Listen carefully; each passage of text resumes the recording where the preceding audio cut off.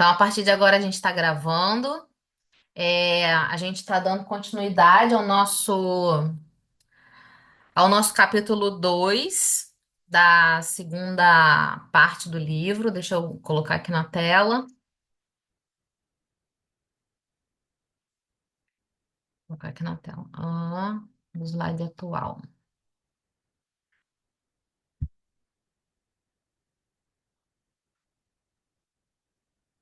E compartilhar tela.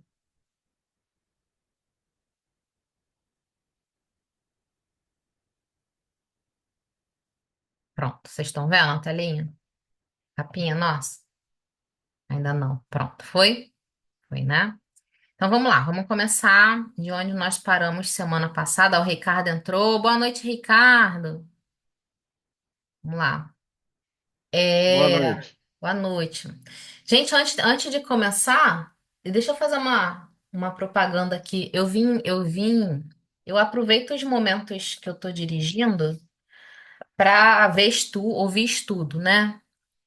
E aí eu comentei outro dia com o André que eu fiquei muito curiosa que o Karnal, vocês devem conhecer, né? Ele lembra, amigo, que eu falei com você? Deixa eu ver, o André não tá aqui, deixa eu ver. Fala alguma coisa aí, amigo, que você aparecer aqui que eu não tô te vendo. Oi, tá Não, ouvindo? não. Agora foi, apareceu, não tô te vendo. É, que o Carnal, lembra que eu falei pra você que o Carnal tá fazendo um estudo, ou foi você que me falou da Bíblia? Ah, que eu te mandei do Evangelho de Maria Madalena, né? Ah, isso, você mandou de Maria Que Madalena. Aí, que é uma chamada pro curso dele, que ele tá fazendo um curso, né? isso, exatamente. Ele tá fazendo um curso sobre Bíblia. Olha que coisa. Porque o Carnal, até onde eu sei, ele é ateu, não é isso? É, Ele é ateu, né? Mas ele é é. historiador, né? Ele é historiador, é escritor e tal, estudioso, e ele está fazendo um curso sobre Bíblia. E aí, como a gente não pode, né, falar de nada sem conhecer, né, sem ver, né, eu comecei a assistir. Gente, eu me surpreendi. Olha, eu achei muito bom o estudo dele. Muito bom. Você já tinha visto, André? Já ele fez um que eu e a Juliette gostamos bastante também, que vale a pena você assistir, um sobre as religiões, que é bem legal. Cada episódio é uma religião, Ah, agora é sobre a Bíblia, né? Mas é legal também isso daí. É que, deixa eu explicar pro pessoal, ele tá fazendo umas lives gratuitas pra divulgar o curso dele que é pago, né? O que eu assisti é a live gratuita. Tava até comentando com a Juliette que o legal desse estudo dele, na minha opinião, é que por ele ser um historiador que não tem uma crença, é aham, um viés, não tem esse viés teológico de querer converter outro, é um viés sociológico, histórico. Eu acho muito legal muito essa legal. Eu interpretação. achei muito legal. Mas, Inclusive, a visão que ele dá de Maria Madalena é bem. Claro que a live gratuita, né, Elaine? É raso, É, aham, mas o acho que eu legal. e André chegamos à conclusão, que é raso, óbvio, que ele está vendendo o curso.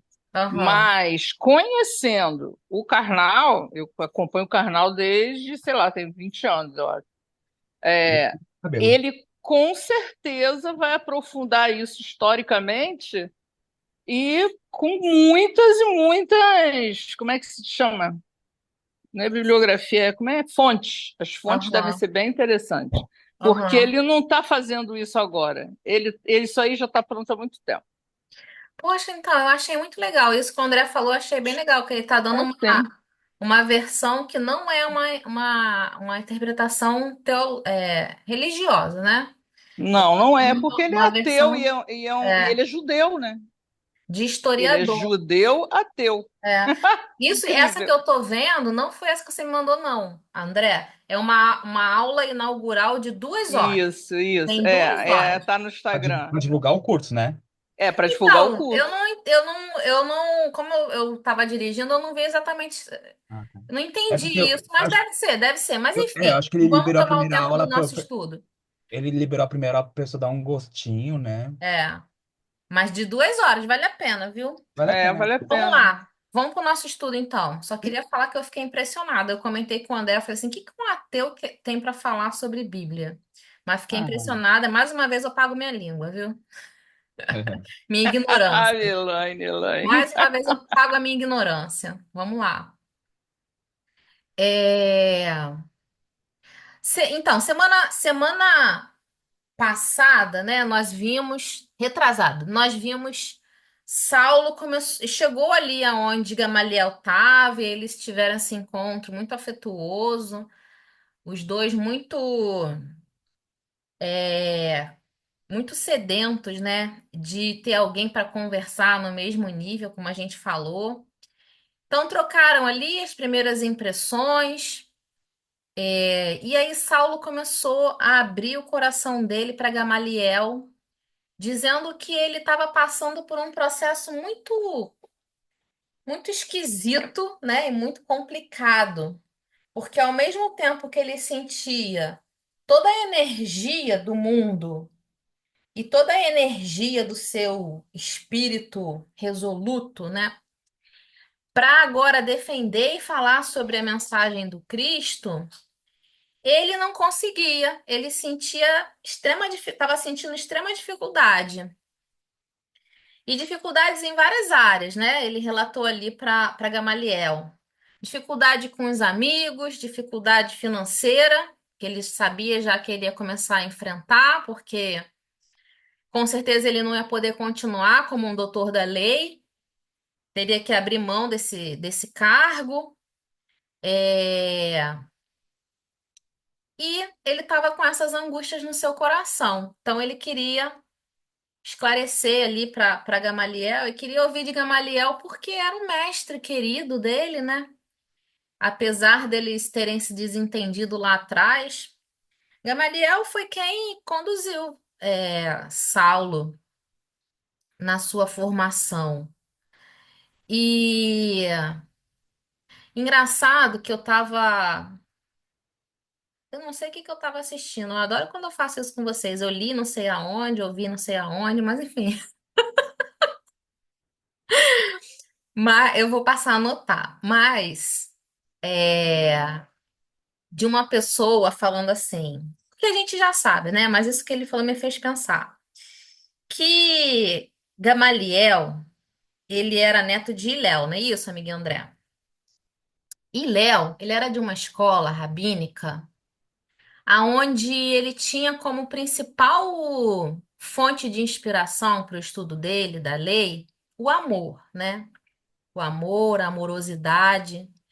E aí ele estava vendo que ele estava envelhecendo e ele não tinha ninguém que ele pudesse passar essa inspiração, né, esse conhecimento com essa visão.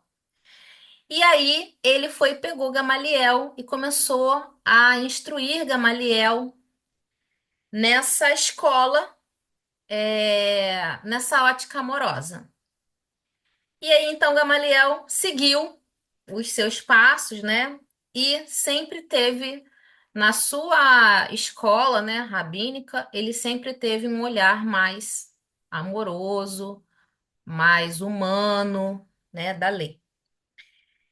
E engraçado que a gente fica olhando a trajetória de Saulo até aqui, aonde a gente já viu tudo é tudo que permeia, o que permeou a vida de Saulo até aqui, nesse momento que a gente está no livro, parece que foi construído para tudo dar certo, né? E acabou dando, né? Acabou dando. Foi difícil para a espiritualidade, mas acabou dando. Porque se Saulo tivesse caído com qualquer outro mestre, talvez ele não teria agora esse suporte que ele tanto precisou, esse despertar no coração dele que ele tanto precisou nesse momento aqui que a gente está, né? Como ele teve de Gamaliel. Porque para juntar, para fazer toda essa junção que eles vão fazer agora da lei deles, né, da Torá, com os novos ensinamentos de Jesus e falar que é isso mesmo, tá tudo certo, que o Messias não veio derrogar a lei, mas veio complementar, e que agora eles precisam dar um novo sentido ao entendimento que eles têm, mas não jogar fora o que foi escrito, não poderia ser outra pessoa senão Gamaliel. E é incrível como que a espiritualidade atua, né, montando essa grande teia, né? Saulo ter nascido onde nasceu, mais para frente, a gente vai ver que vai ser relevante demais em alguns momentos da passagem da vida dele. né? Ele ser um cidadão romano não é à toa. Então, é uma grande teia que foi pensada, que foi trabalhada para que tudo funcionasse, para que tudo desse certo. E quando eu vejo isso e trago isso para a nossa vida, eu penso muito, porque às vezes a gente não consegue perceber isso, né? A gente é muito imediatista nas nossas dificuldades, a gente é muito vitimista nas nossas dores, a gente é muito egocêntrico nas nossas vontades, e a gente não consegue perceber como que a espiritualidade trabalha para que tudo dê certo para a gente. Porque Saulo tinha uma grande missão, né? Saulo tinha de fato uma grande missão. Mas nós temos as nossas pequenas missões também. Nós estamos aqui, nós temos missões a cumprir. Cada um de nós temos as nossas pequenas missões para serem cumpridas, né?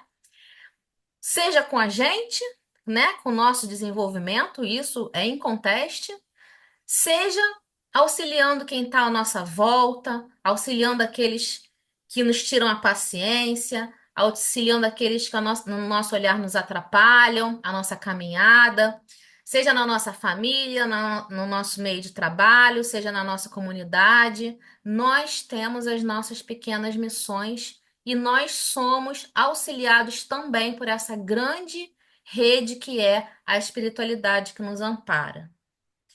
Então eu vim pensando, né, sobre isso, lembrando algumas situações da minha vida e às vezes dá aquela dorzinha moral, né, que eu falo, que como às vezes a gente é muito egoísta, né, e a gente não consegue perceber como que a gente é abraçado dessa forma.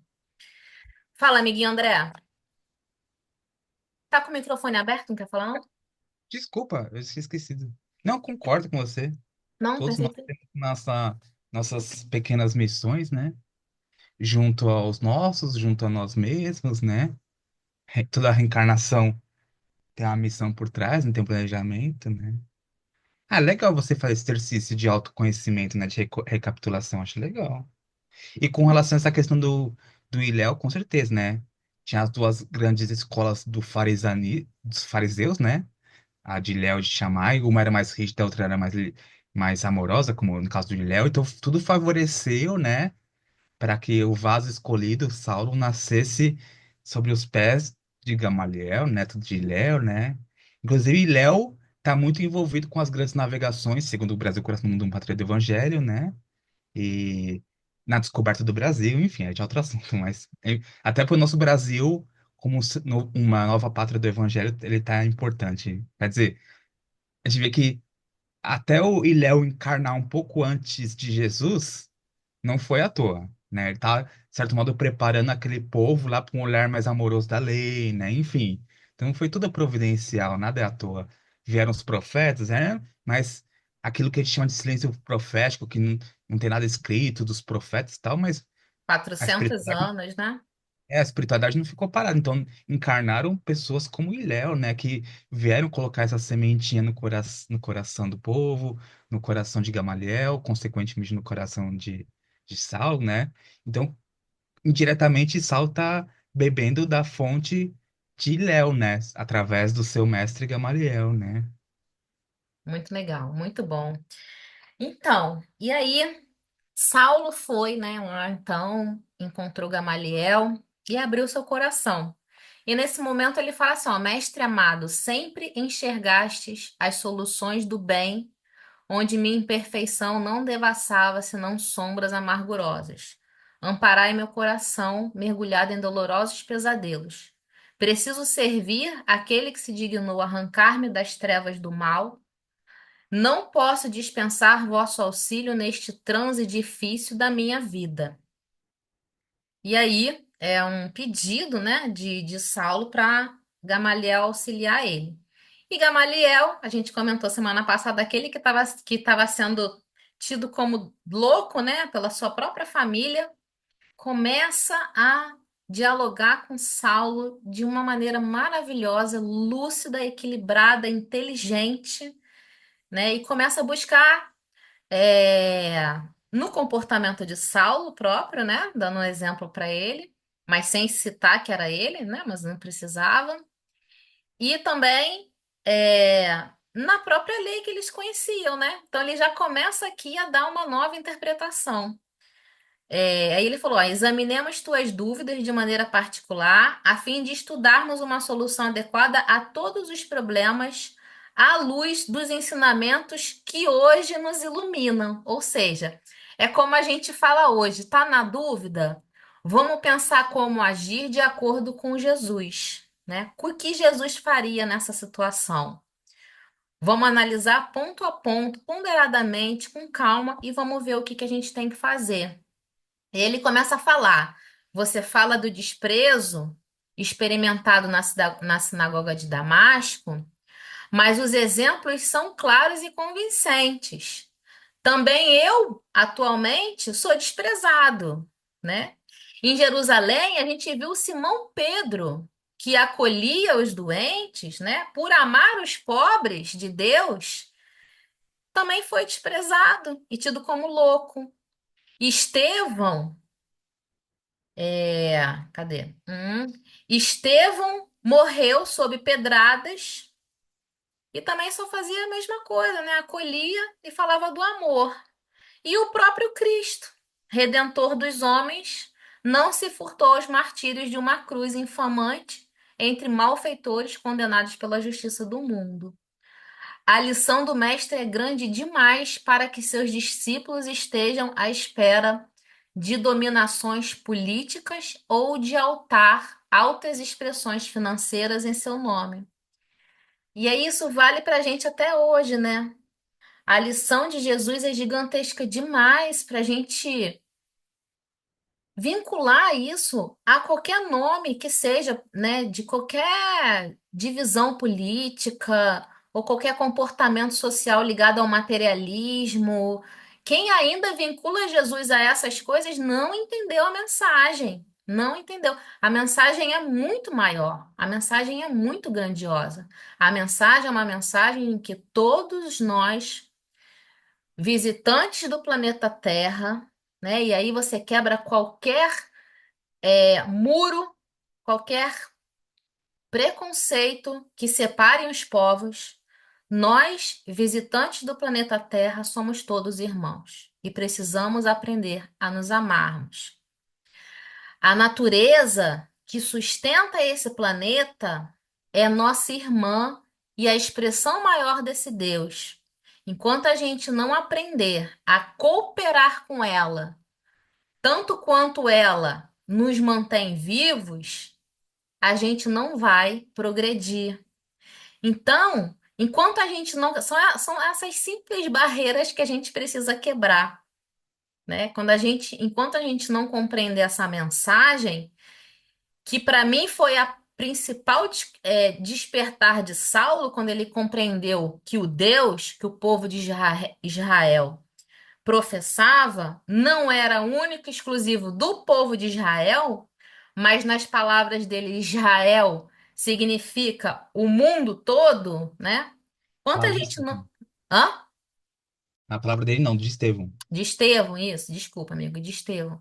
Quando a gente não compreender que Israel significa o mundo todo, a gente não vai progredir, né? Então, a mensagem do Cristo ela está muito acima de qualquer discussão que haja hoje em dia sobre qualquer coisa, que não seja isso, né? Que não seja quebrar barreiras, se entender como povo irmão em todo o planeta, respeitar, cooperar e conviver harmonicamente com a natureza. É... hã? Aí ele coloca assim. Se ele, que era puro e inimitável por excelência, andou entre sofrimentos e incompreensões neste mundo, não é justo guardemos repouso e vida fácil em nossa miserável condição de pecadores. Mais uma vez eu trago isso para minha vivência atual. Eu não deveria, né? Não consigo ainda, e de vezes eu reclamo, mas eu não deveria reclamar das dificuldades da minha vida. Porque Jesus, um espírito puro, crístico, né? A gente recebeu ele aqui, fez o que fez com ele.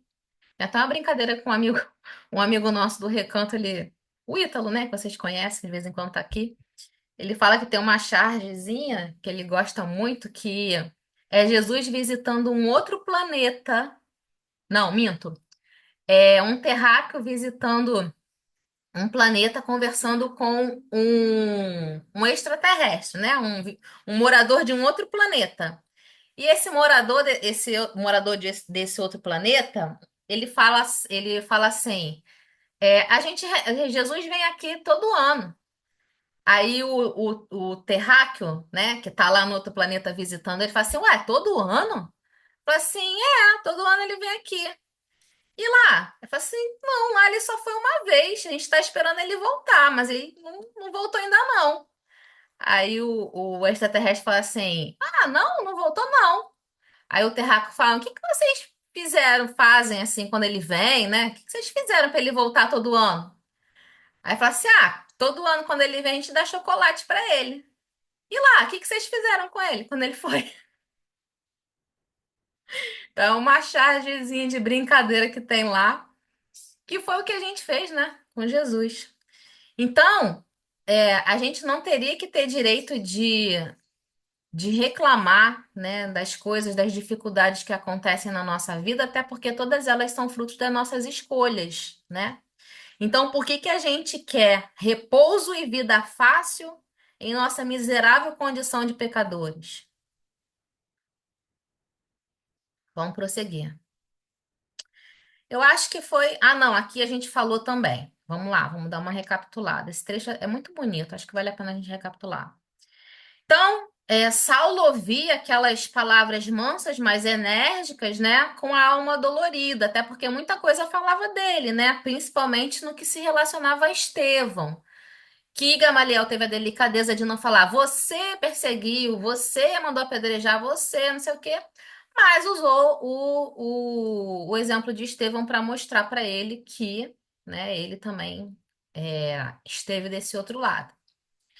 É, A respeito das dificuldades que dizes experimentar depois do sucesso de Damasco, nada mais justo e natural a meus olhos, experimentados nos problemas do mundo. Nossos avós, antes de receber o maná do céu, atravessaram tempos sombrios de miséria, escravidão e sofrimento.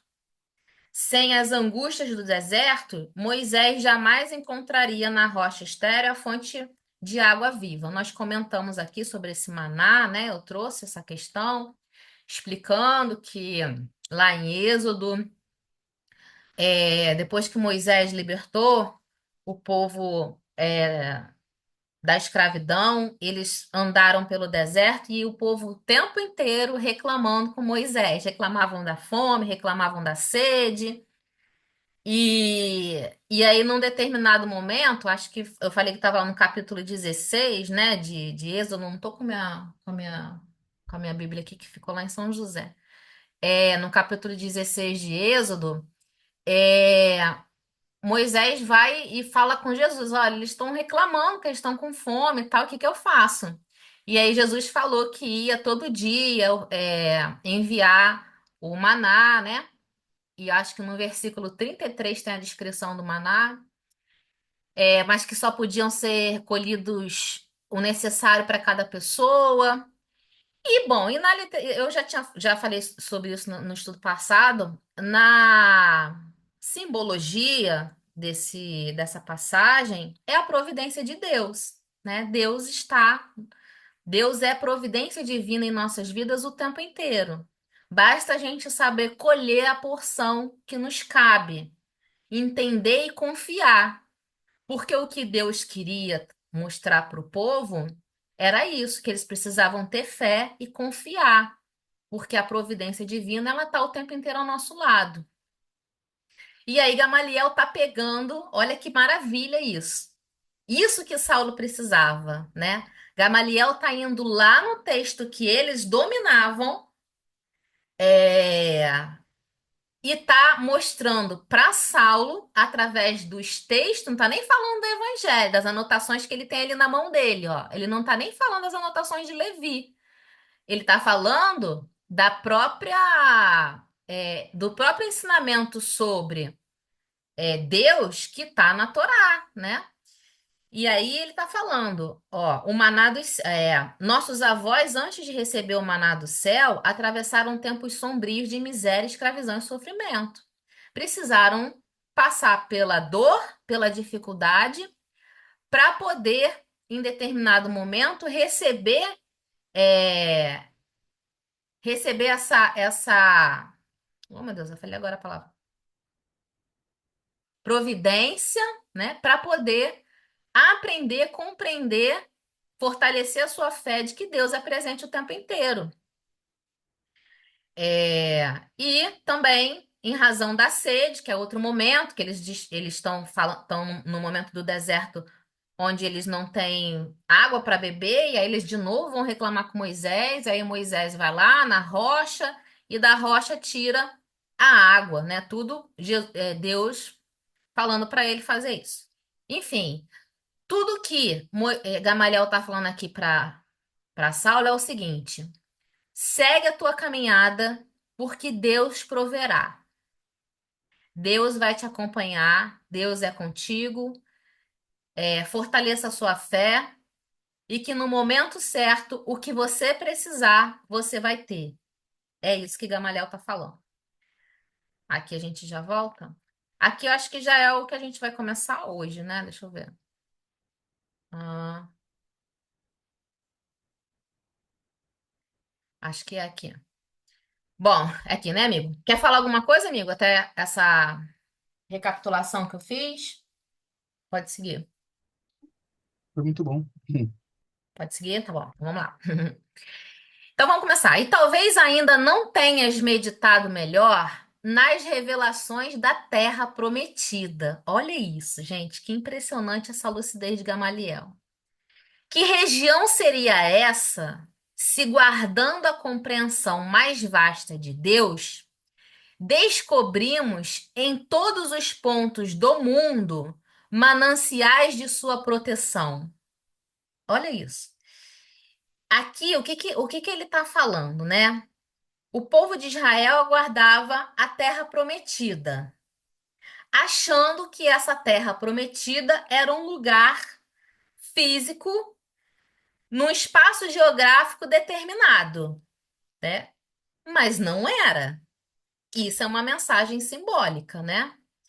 Da mesma forma, Jesus ensinou o tempo inteiro e os discípulos não conseguiram compreender naquele momento, enquanto eles estavam com Jesus, que o seu reino não era desse mundo, mas era uma construção no coração do homem, né? É a mesma ideia. Então, olha o que Gamaliel está fazendo, propondo aqui para Saulo. Talvez ainda não tenha meditado melhor nas revelações da Terra Prometida, que região seria essa se, guardando a compreensão mais vasta de Deus, se você compreender que Deus é um Deus de todos, descobrimos em todos os pontos no mundo mananciais de sua proteção, né?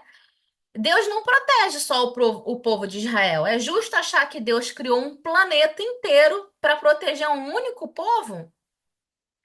É justo a gente acreditar que Deus deixou que se formassem vários segmentos religiosos no nosso planeta para ele se direcionar só a um determinado segmento religioso? Ah, não, só o grupo dos espíritas é que eu vou ouvir. Só o pedido e as rogativas dos espíritas que eu vou ouvir, ou dos católicos, ou dos protestantes, né? Só esses que eu vou ouvir. Faz sentido isso quando a gente fala que Deus é um Deus soberanamente justo e bom? Ah, Elane, mas tem um padre que parece que não é de Deus. Tem um pastor que parece que não é de Deus. Até me afastei da igreja por causa disso. O erro é nosso de confundir pessoas com a mensagem de Deus, né? De personalizar a mensagem numa pessoa, de personalizar a nossa fé numa pessoa, né? Então, errados somos nós de achar assim. Porque Nem nós espíritas, né? A gente é muito orgulhoso e vaidoso, mas nem nós espíritas compreendemos ainda na sua amplitude a grande mensagem que Deus mandou através do Cristo e que Kardec veio ajudar a gente. Nem a gente ainda consegue compreender na sua amplitude. Estamos aqui nos esforçando, fazendo miudinho, né? 300, 400 miudinho por semana para tentar compreender. Então, Deus é um Deus de todo o nosso universo. Nem é um Deus. E isso é que é interessante. Saulo vai compreender muito mais do que isso. Saulo vai compreender que Deus, na verdade, é um Deus de todo o universo. E que Jesus também não é um ser da terra. Que Jesus é um ser também muito mais elevado do que nós aqui conhecemos ou pensamos. Saulo está muito, muito mais, tá muito à frente de muitos até hoje, né? Essas árvores, ó, há tamareiras frondosas e amigas medrando nos areais ardentes.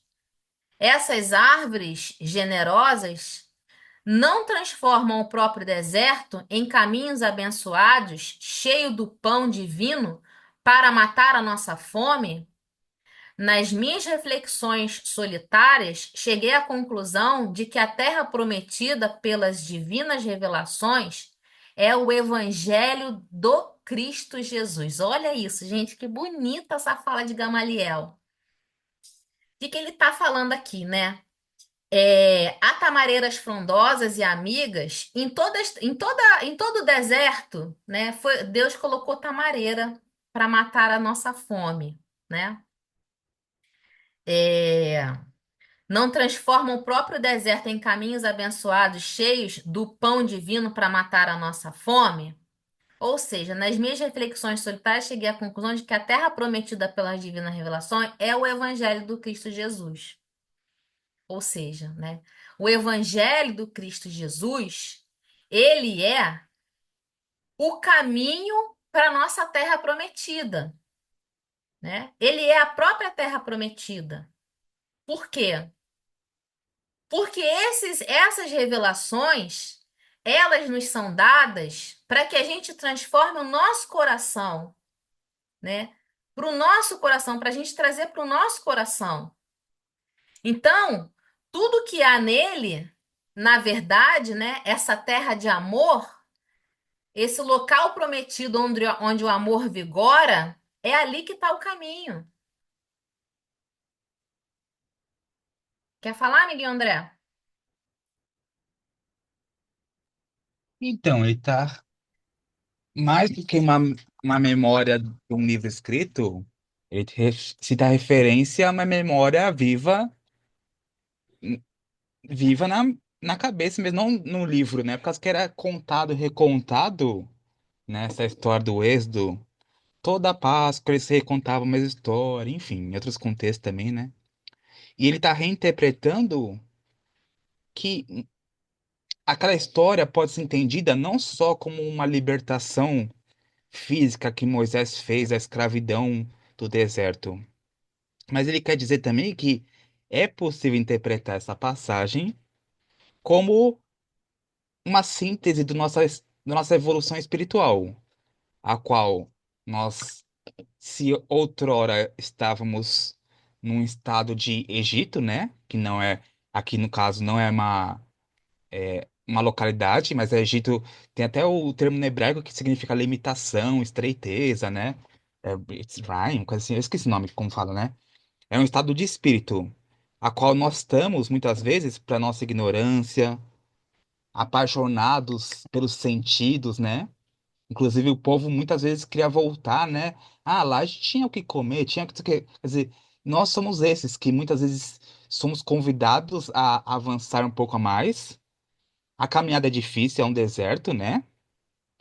O- Muitas vezes nós alongamos, o próprio povo, por sua teimosia, demorou 40 anos, né? Nem precisava demorar tanto, porque o povo que, entre aspas, andava em círculo na sua evolução, muitas vezes queria voltar naquele estágio de escravidão, né? Do que a liberdade. Mas nesse deserto, eles conhecem, né? Deus. Deus se revela simbolicamente ali no Monte Sinai, né? E na nossa evolução também. E a gente, como diz aqui, a gente vai rumo a essa terra prometida, que é esse estado de comunhão com Deus, né? O estado de vivência do evangelho. Não é um local mais físico, né? Mas pode ser interpretado como essa vivência, né? A partir do momento que o povo aprendeu e começou a seguir, de certo modo, aquelas leis que foram trazidas por Deus, né? Eles adentraram naquela terra prometida, né? Naquele estado de comunhão, né? Então, eu acho que é muito bonita essa interpretação, né? A qual nós podemos até nos perguntar em que estágio a gente está. Será que ainda está no Egito? Está saindo do Egito? Tá Tá, reclamando com Moisés no meio do é, deserto? já está atravessando o deserto, né? Que muitas vezes esse que quer reclamar, porque a gente gosta da nossa zona de conforto. A gente quer o conhecido lá do Egito, né? Porque no Egito a gente tinha os nossos sentidos atendidos, né? Os nossos prazeres, né? A gente era escravo, mas a gente era atendido nos nossos caprichos, né? Enfim. Então, enfrentar um deserto pela frente e aqui, de novo, a gente entra naquele símbolo do deserto que a gente já trouxe várias vezes, né? Da terra árida, a qual a gente depende unicamente de Deus. A gente aprende a confiar em Deus, né? E aqui o povo aprendeu isso, né? Que eles não tinham como depender de outra coisa, tinha que depender de Deus. Se eles não aprendessem a confiar 100% em Deus, eles não aguentariam, porque o que que eles comeriam, o que que eles beberiam, né? Então eles aprenderam nessa experiência, que evidentemente aqui no caso não seriam 40 anos, mas um período longo, que 40 tem esse significado de um período longo, tanto é que Noé passa 40 dias lá da tempestade, né? Inclusive, enfim, né? Ah, inclusive tem a interpretação, né?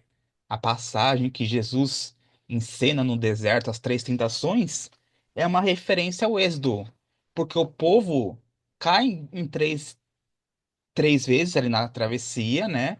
E Jesus vai nos mostrar naquela parábola que está em Mateus 4 as três grandes tentações da nossa evolução, né? Então ele vai falar que aquele diabo levou ele até o pináculo do templo, enfim. Aquele que a gente já estudou lá no.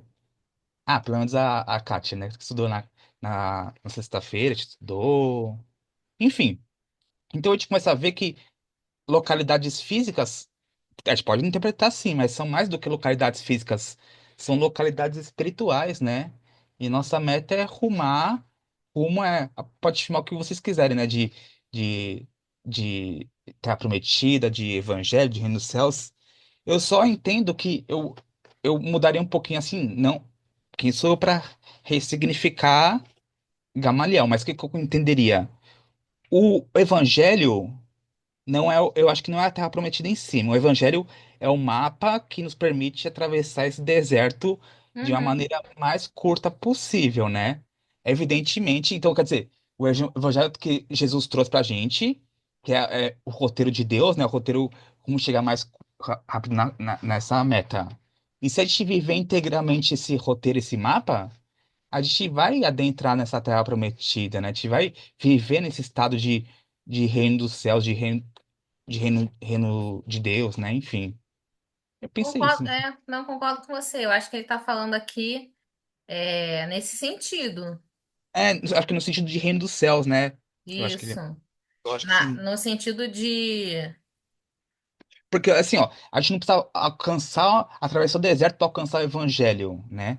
No meu caso, eu entendo, né? Eu acredito que a gente recebe o evangelho, assim como aquele povo hebreu recebeu, logo que entrou no deserto, Moisés recebeu as leis no Monte Sinai, nós também recebemos, assim que a gente começa a despertar um pouco, e a gente sai um pouco do Egito, né? A gente recebe as instruções do alto, né? Seja através do evangelho de Jesus, seja através das outras religiões que são muito respeitáveis também, todas a nos servir de como bússola, né? Rumo a essa comunhão com Deus, né?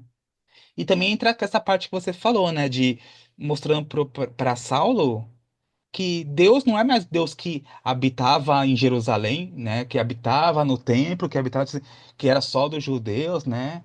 E era um Deus, seja Deus e seja o Cristo, né? Lembra- Posteriormente, João escreveria, né? sobre essa grandeza de Jesus, né? Que antes que Abraão fosse, ele era já. Então, possivelmente, aquele que falou com Moisés, né, no Monte Sinai, pode ser que seja o próprio Cristo, ou se não um emissário do Cristo, né, evidentemente. A gente sabe que Deus não tem boca para Não falar, então tem, não tem boca. usa-se, usa dos seus tarefeiros, não podia ser o próprio Cristo falando, né? Então, quando a sarça ardente fala, Moisés pergunta, quando perguntarem quem falou isso, dizem que eu sou o que sou, né?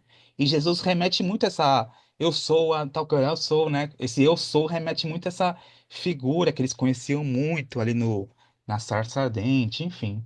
Mas é muito legal essa interpretação. Eu não chego a assistir, mas eu acho a Juliette e a Helena acho que já assisti. A interpretação acho que do Haroldo segue essa linha, né, de interpretar o êxodo para essa ótica espiritual, não é? Interpretar o êxodo o quê? Você que assistiu aquela série de aulas do Haroldo sobre o êxodo, Ah, ele interpreta o êxodo por essa perspectiva de Gamaliel, não é? sim, sim, por Ah, essa tá. perspectiva que ele está falando aqui. Ah, tá. Exatamente. Porque é E nossa evolução, né? Tanto é que tem sim, aquela questão de eles montavam a barraca, aí se montavam, avançavam um pouquinho. Essas cabanas é nosso corpo físico, né? É muito legal essa uhum, questão, né? muito Essas, legal. essa- Esse essas tendas que simbolismo. te arma de vez em quando são a encarnação, né? Que te fica ali parado não, É. mas fica ali, enfim, a experienciando. Para quem não conhece isso que o André está falando, é que lá em Êxodo, né, onde tem essa narrativa da libertação do povo, quando eles caminharam 40 anos no deserto, eles paravam no local, armavam as barracas, né, um gigantesco acampamento, e ali eles conviviam um Tabernáculo. tempo. Depois eles iam para outro local, aí levantavam as barracas, depois montavam de novo, e assim eles peregrinaram durante 40 anos. E nessa É um símbolo simbologia, tudo que o Haroldo faz, que eu acho muito bom, adoro, né? As interpretações dele, acho que tem tudo a ver. Essa simbologia de você parar no lugar, armar a barraca, viver ali um tempo, é como se fosse a nossa encarnação, né? E a barraca fosse o nosso corpo que a gente recebe para cuidar, para morar, né? Como se fosse a habitação do nosso espírito. Quando termina aquela trajetória ali, aquela fase ali, eles desarmam, seriam o desencarne, e caminha em erraticidade, né? E vai para outro lugar, arma de novo a barraca, e seria uma nova encarnação. E assim vão seguindo as experiências de libertação do espírito, né? No deserto, de aprimoramento, de comunhão. E, gente, é muito bonito, né? Esse estudo. É um estudo simbólico, mas é muito bonito. É isso, né, da. menino, que você está E falando? é um estudo que não foi trazido pela doutrina espírita nem pelo Haroldo. Os cabalistas já trazem essa interpretação. Você vê como eles são.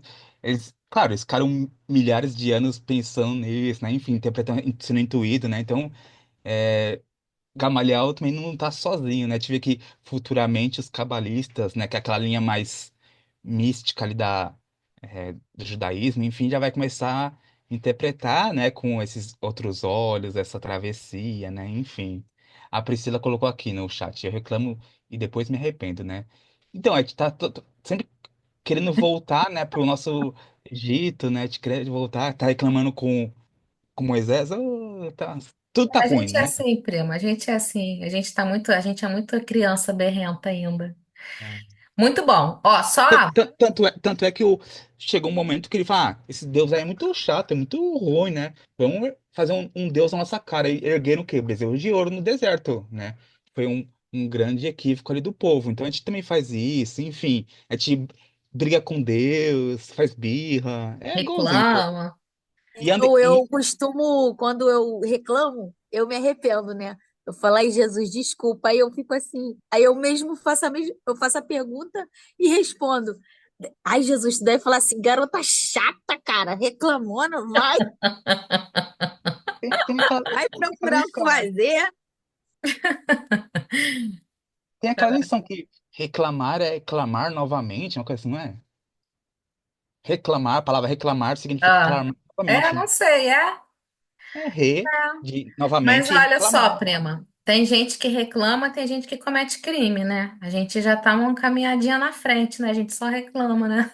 Quem você acha que Jesus ou Deus, né, tá mais assim com a mão na cabeça fazendo assim?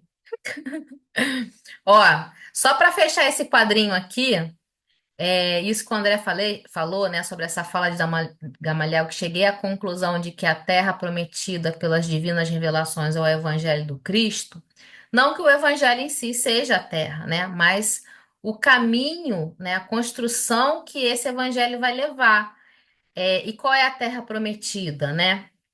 Aí a gente pode dar várias é, interpretações, né? Tanto como a gente, por exemplo, no meio dia a gente fala assim: ah, a Terra prometida é o planeta regenerado, a Terra prometida é eu regenerado, a Terra prometida é meu coração, né?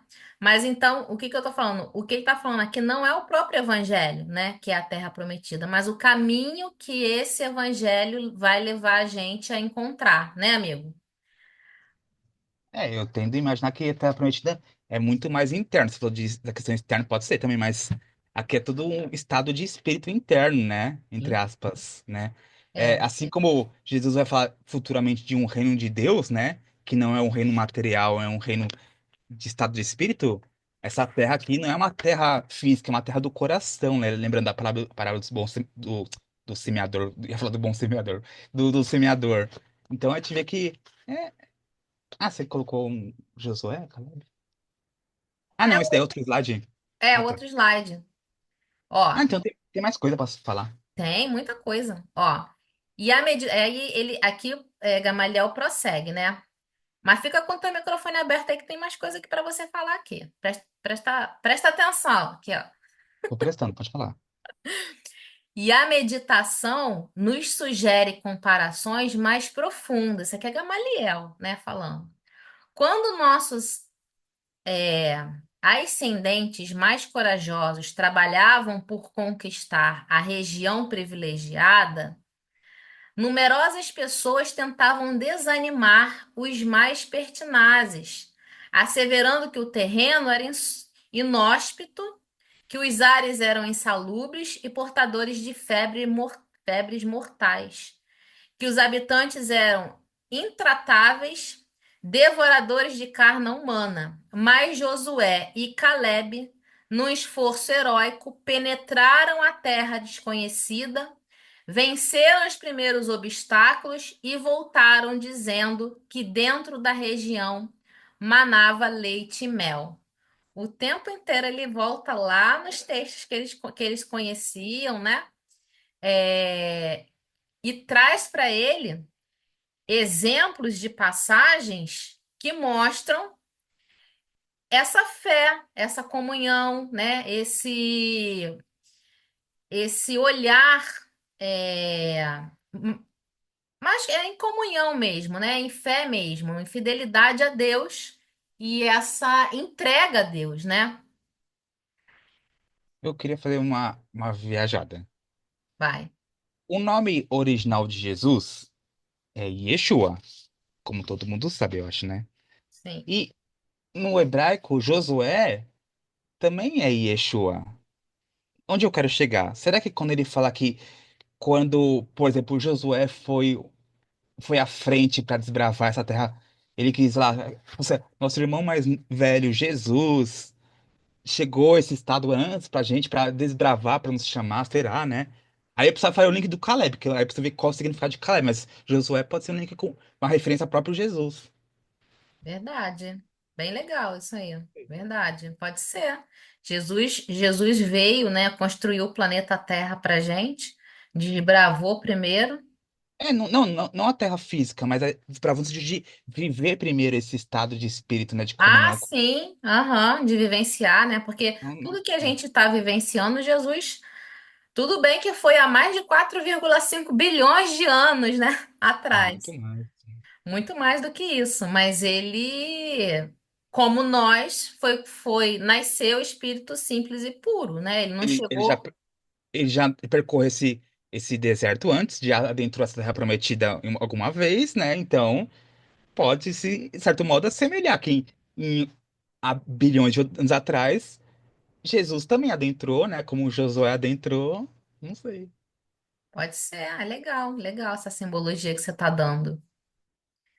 É, Então, Gamaliel está trazendo aqui, né, dois personagens dessa história que a gente está falando, né, do, do, do Êxodo, que demonstraram ali na trajetória deles quando todos quando todos falaram que não ia dar certo, né? Quando todos falaram que aquela terra não valia, que não dava para viver lá, eles tiveram coragem de caminhar essa estrada primeiro, de desbravar essa estrada e descobriram que lá manava leite e mel. O que que ele está falando? Fala, amigo. E Josué foi o continuador, que foi o que sucedeu Moisés.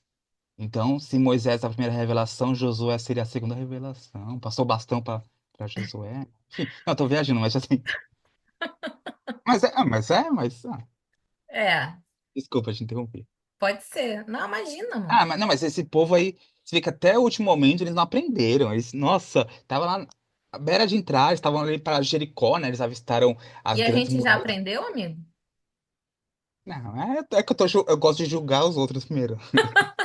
A gente não Ah, não. aprendeu, a gente está aqui até hoje tentando aprender, né?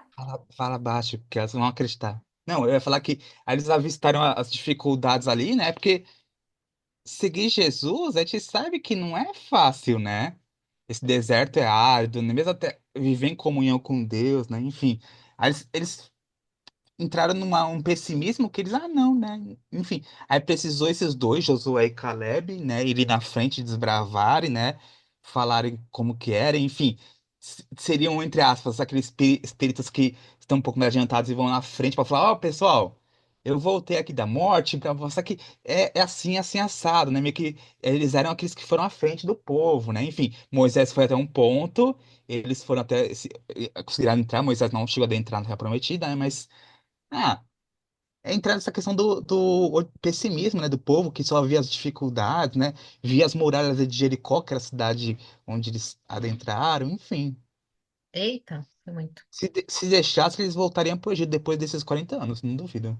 Sim, a todo tempo eles falavam isso. Ah, melhor a gente voltar, porque lá a gente era escravo, mas a gente tinha mesa farta, a gente tinha comida, pelo menos, né? O tempo todo eles falavam isso. Ó, só para a gente encerrar esse trechinho aqui. É, Então, o que que Gamaliel tá falando aqui para ele? Olha.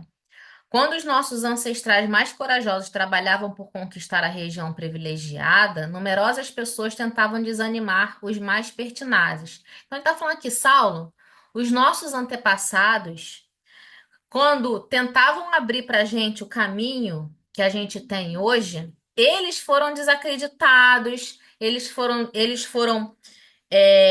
desanimados, eles foram isso tudo.